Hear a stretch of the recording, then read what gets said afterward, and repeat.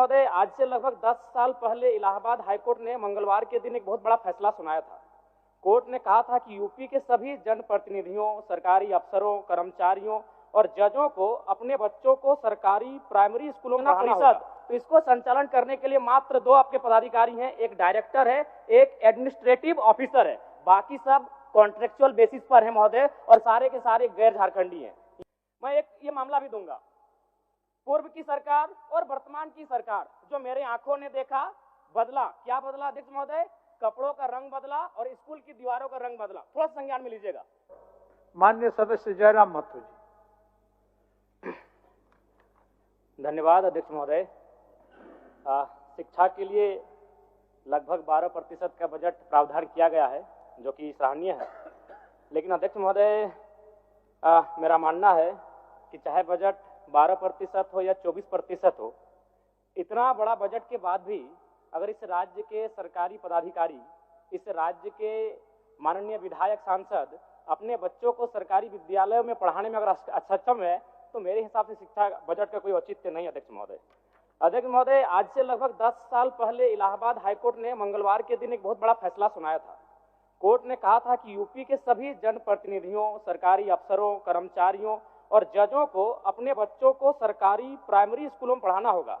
ऐसा ही कुछ प्रावधान अगर झारखंड में किया जाए अध्यक्ष महोदय, तो संभवतः इस बजट की सार्थकता भी होगी और संभवतः शिक्षा के क्षेत्र में क्रांतिकारी बदलाव देखने को मिलेगा। अध्यक्ष महोदय, मैं एक आपके माध्यम से सरकार को एक मामला संज्ञान में देना चाहता हूँ।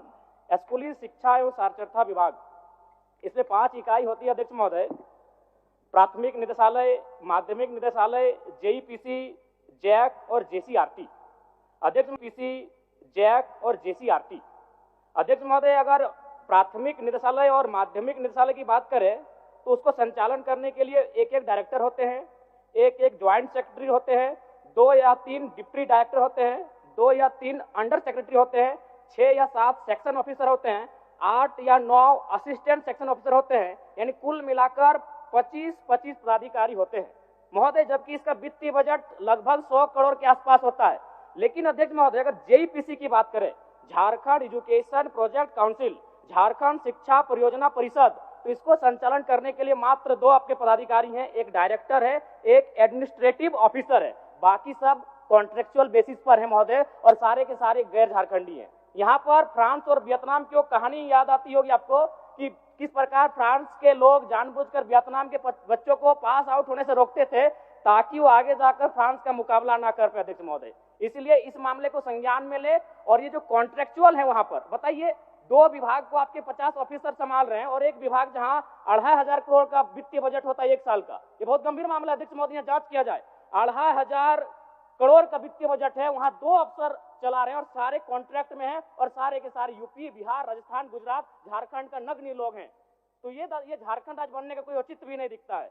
अध्यक्ष महोदय, आरटीई, राइट टू एजुकेशन, जो 2009 में आया था, इसका प्रावधान ये था कि जो प्राइवेट सेक्टर होंगे वहां 25% उन बच्चों का एडमिशन लिया जाएगा जो निर्धन परिवार से आते हैं। लेकिन मेरा मानना है, अब जांच कर लें, इसका अनुपालन नहीं किया जा रहा था। सरकार को मैं संज्ञान देना चाहूंगा कि आरटी एक्ट जो 2009 में आया है, और चूंकि ये एक्ट भी महागठबंधन की सरकार में आया है केंद्र में, तो जाहिर सी बात है, मैं चाहूंगा कड़ाई से इस एक्ट का अनुपालन कराया जाए, ताकि गरीब बच्चे लाभान्वित हो सके। अध्यक्ष महोदय, बस 30-40 सेकंड लेंगे, दया नहीं रही, थोड़ा सा कृपा करें। मैं ये मामला भी दूंगा। पूर्व की सरकार और वर्तमान की सरकार, जो मेरे आंखों ने देखा, बदला। क्या बदला अध्यक्ष महोदय? कपड़ों का रंग बदला और स्कूल की दीवारों का रंग बदला। थोड़ा संज्ञान में लीजिएगा।